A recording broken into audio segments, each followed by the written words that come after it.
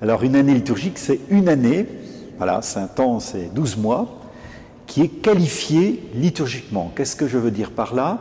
C'est que nous sommes des hommes et des femmes qui vivons dans une histoire, dans un temps. Nous sommes nés un jour, un mois, une année. Nous savons que nous mourrons dans un certain temps. Et comme chrétiens, nous croyons que Dieu vient nous rejoindre dans notre histoire. Alors cela commence de manière toute particulière avec Noël, que nous fêterons dans quelques semaines, qui marque donc la naissance du Fils de Dieu parmi les hommes. Et alors cette venue de Dieu dans notre histoire, eh bien, est pour nous une bonne nouvelle. C'est une très bonne nouvelle, c'est une visite qui vient nous sauver. Alors, le Fils de Dieu, donc, il est né, il a grandi, il a connu 3 ans de vie publique, il a fait des enseignements, des miracles, et puis au terme de sa vie, il a subi la passion, la mort, et il est ressuscité. Et l'année liturgique a pour but, eh bien, que ces événements que le Christ a vécus il y a maintenant plus de 2000 ans, nous rejoignent à nous qui vivons maintenant en 2017.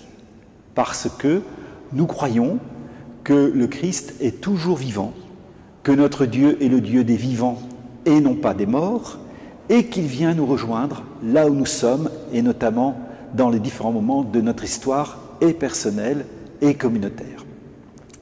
Alors, l'année liturgique, de ce fait-là, a pour but de signifier que notre histoire humaine a du sens.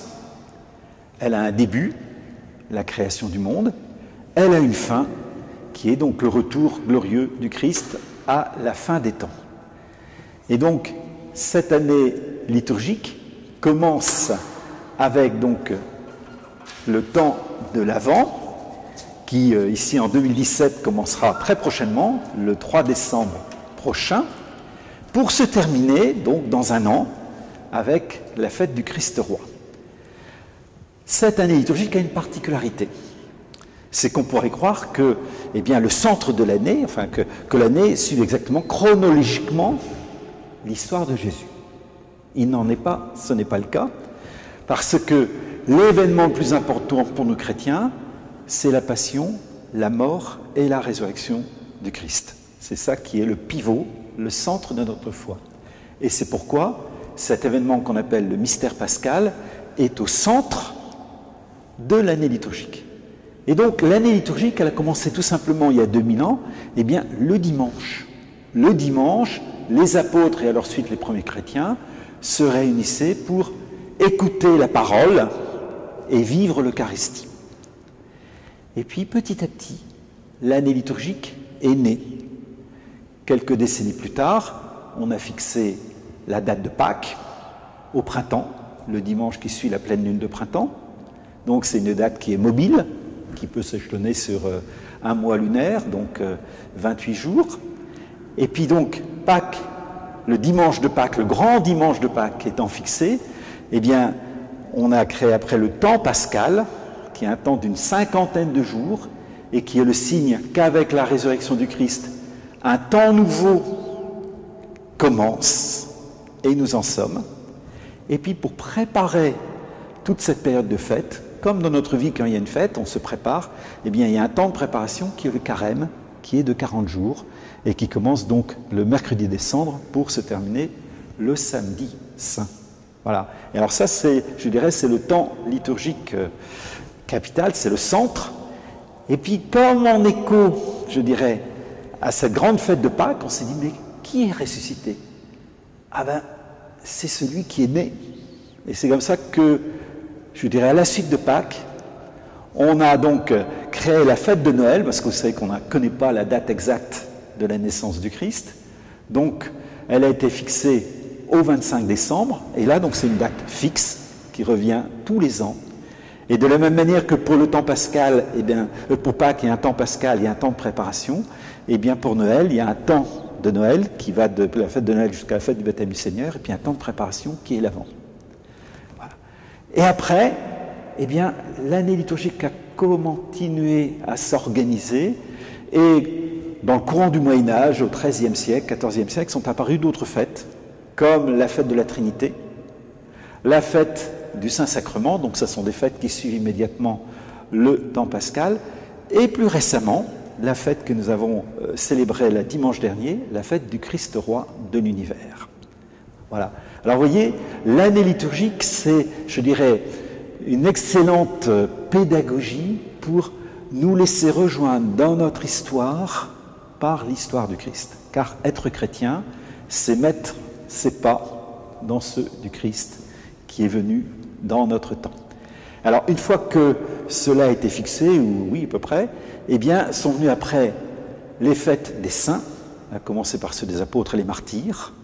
Alors, c'est venu après parce que s'ils sont saints, c'est grâce à la mort et la résurrection du Christ, sinon, ben voilà, ils seraient morts, point barre. Et puis après, eh bien, c'est mis en place tout le cycle des fêtes de la Vierge Marie.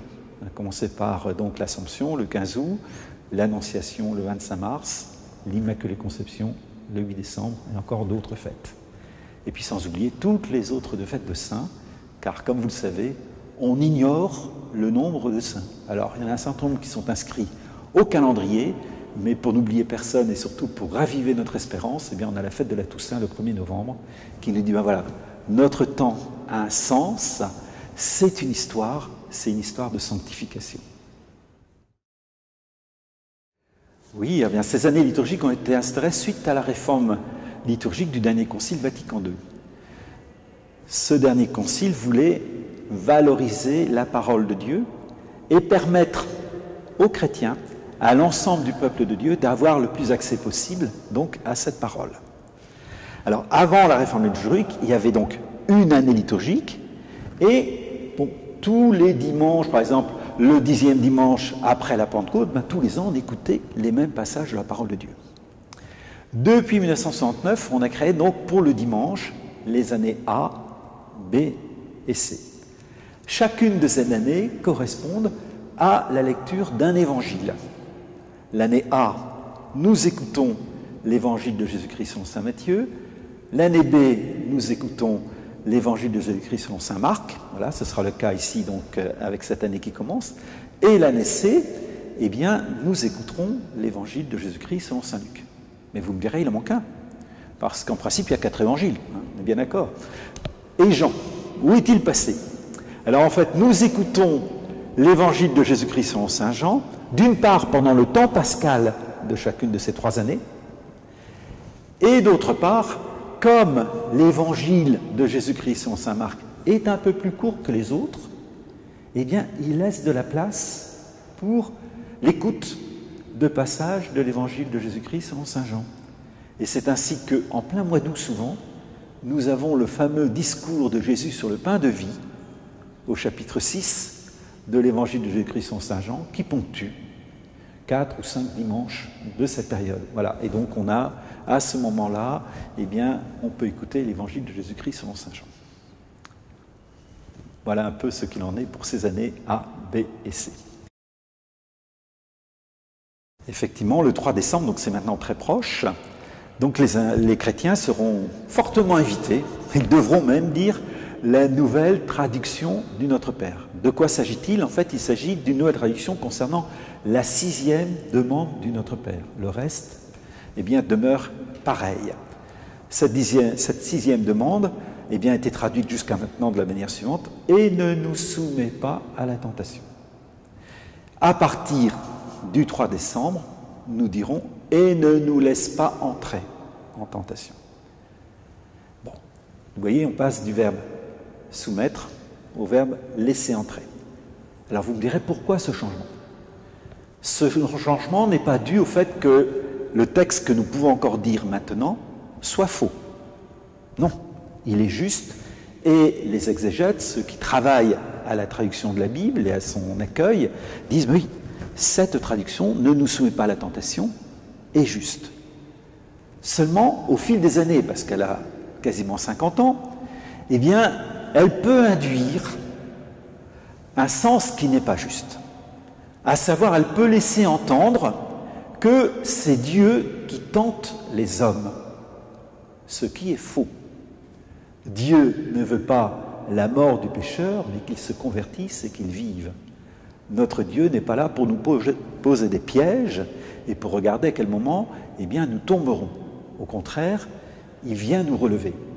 Et c'est pourquoi, afin d'éviter cette ambiguïté dans, je dirais, l'accueil de cette tradition, donc les évêques de France, mais plus largement les évêques de l'ensemble des pays francophones, donc, ont décidé d'adopter une nouvelle traduction et ne nous laisse pas entrer en tentation, qui de ce point de vue est moins ambiguë.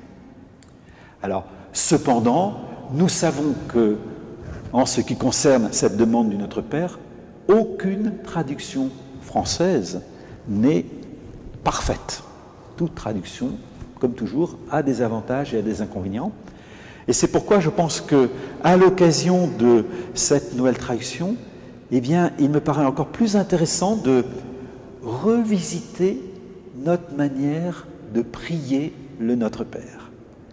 Et ici, donc, à la Conférence des évêques de France, donc, nous avons donné des outils pour que, eh bien, les chrétiens puissent lire, ou plutôt prier, ces mots du Notre Père avec un regard renouvelé. Car, eh bien, vous savez que comme toute prière, le gros risque, c'est de le dire par habitude et de ne plus trop savoir ce que l'on dit.